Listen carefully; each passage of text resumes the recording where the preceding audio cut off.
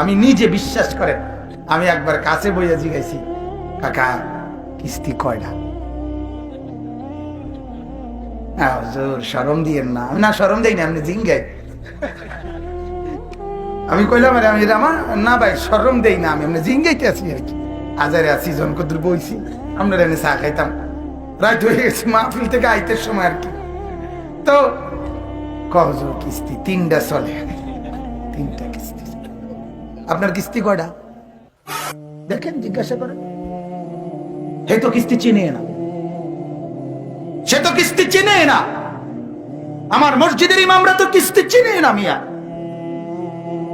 Loan চিনেই না। তো আলহামদুলিল্লাহ মালিকের উপরে রহম করে, দয়ার উপরে ভরসা করে জিন্দিগি আরামসে চালায়।